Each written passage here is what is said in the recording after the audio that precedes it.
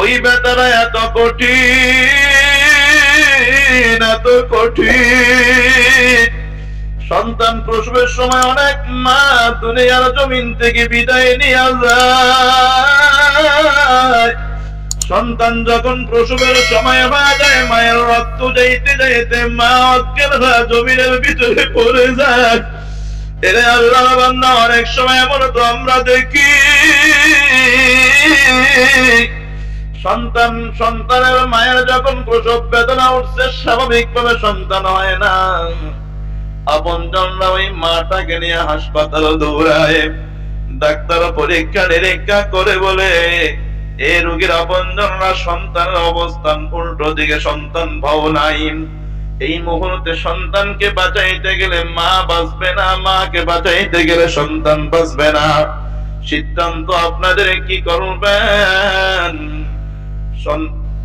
সন্তানের আপনজনরা, রোগীর আপনজনরা এক বাক্যে সিদ্ধান্ত দিয়া দেয়, সন্তান বাঁচার দরকার নাই, সন্তানের মাটা বেঁচে থাকুক। কথা কোন ঠিক কিনা? ওই সংবাদটাই যখন মায়ের কানে আসে, মা ডাক দিয়া বলে, আমি বাঁচার দরকার নাই, আমার কলিজার টুকরা সন্তানটা বেঁচে থাকুক।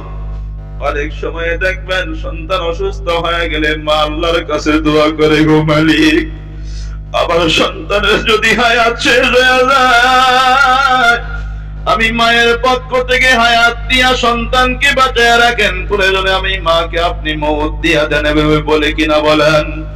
এরে আল্লাহর বান্দা, সন্তানের জন্য মা 2 নম্বর দিয়ে কষ্টটা সহ্য করে, প্রসব বেদনার কষ্ট।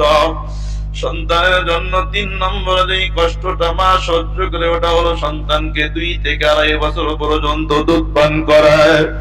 এই যে শীতের রজনী, যাদের ঘরে ছোট ছোট দুধের বাচ্চা আছে, তাকায় দেখবেন গভীর রাত্রে মায়ের যখন কাঁচা ঘুমে চোখটা মাত্র লেগে আসছে আরামের ঘুম, সন্তান কান্না করে ওঠে,